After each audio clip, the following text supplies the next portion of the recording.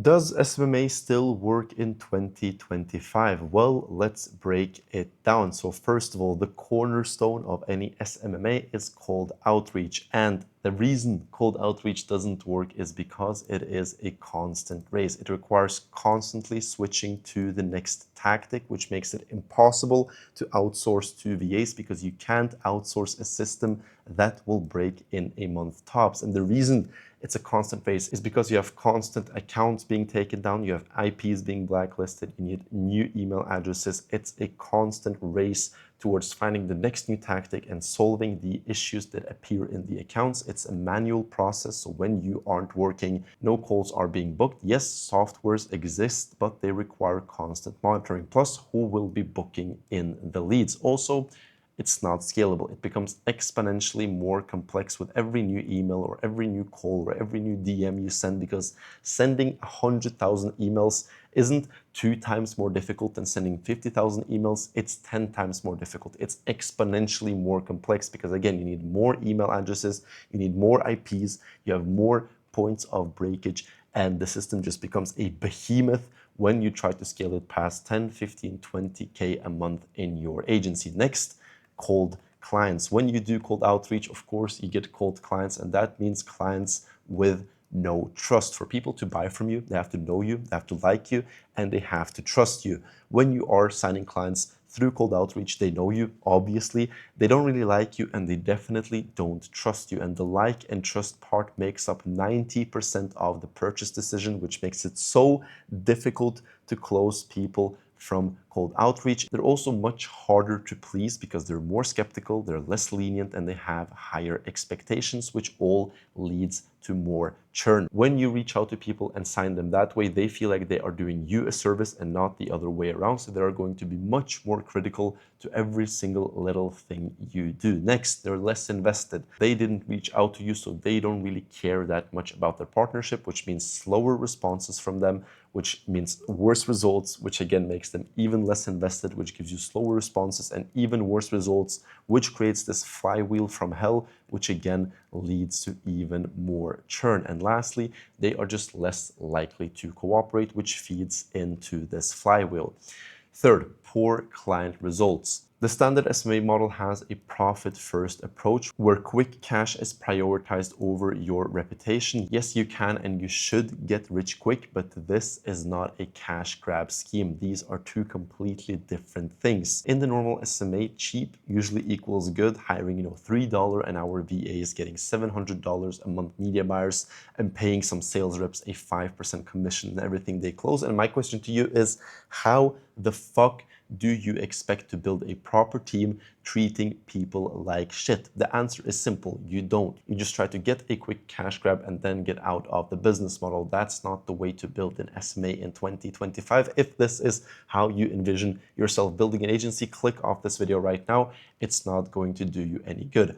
Next, you get shit media buyers. When you pay people $700, $1,000 a month, you get juniors with this I don't give a fuck attitude, which means no integrity and constant churn. And trust me, churning employees is a huge headache. It's one of the biggest company killers because when one of your key people leaves, you have to restart the whole hiring process. Your service delivery goes to shit. You begin churning clients. It's a big headache. Trust me, you don't want to be churning your employees. And last, I've been hinting to it this entire video, is client churn. The big issue with client churn is that it resets you back to zero. It's kind of like dying in a hardcore Minecraft world. It's game over. You have to start from scratch and everything you did goes to waste. So all of the emails you sent, all of the sales calls you took, all of the audits you did, all of the onboarding processes, everything just goes to waste and you have to start from scratch. It's a constant race against time. If you're not outpacing churn, you're dying. If you're on par with churn, you're stalled. And if you're slightly outpacing churn, you are slowly growing. Most agencies fall into these two buckets, which makes sense. Most people never scale past 10K a month in the SMMA model because they don't have the right information on how to actually do it. And again, this is literally the worst thing that can happen to an agency. It just resets you completely back to zero. So What should you be doing instead? Well, this is the new agency model, and it is called the hybrid growth agency. Note, this is not a completely new thing, like selling AI automation services or starting some, drop shipping hybrid of an agency. It's still the same model. You still offer paid ads. You just approach it in a completely different way where you build a scalable business. It has predictable growth, it is profitable, and it is lean, and it is sellable, which is very, very interesting. I'll get to that in a second. The reason it's scalable and profitable is because it is based on performance-based invoicing. It allows you to have 80+% margins, which is crazy in any kind of business, especially a service-based one. And as I said, it's sellable. Nobody talks about it in the agency game because people don't build sellable agencies. But think about it. If you get your agency to 150K a month at 80% margins, you are looking at about a $4 million exit. A nice little, extra cash if you ever decide to quit this model. So basically, it's nothing like an SMA, even though it's built on the same service. You're kind of doing the same thing, just approaching it, as I said, in a different way. I've developed this thing I call the performance growth protocol, which is the process of taking your SMA to become a hybrid growth agency, which I'm going to cover right now. So first of all, acquisition. How do we approach it in this new model? Well, it happens through a personal brand. Everyone and their mom is building a personal brand right now, and it's because it works. It gets you warm clients. I'll get to all of that in a second. My preferred platform of choice for building a personal brand for your agency is on LinkedIn because nobody does it. It's a blue ocean. It's so easy to get views and begin generating clients from it quickly, but you can also do it on Instagram or on YouTube. Next, this creates warm leads. This is such a blessing. It requires zero sales skills. I still suck at sales, even though my agency is at over 100K a month, because these are the easiest type of prospect to close. They are jumping on the call, ready to swipe their card. I have a 30% close rate, mostly because I reject half of the people I jump on calls with. It could be 50% plus. I'm just kind of picky with who I work with.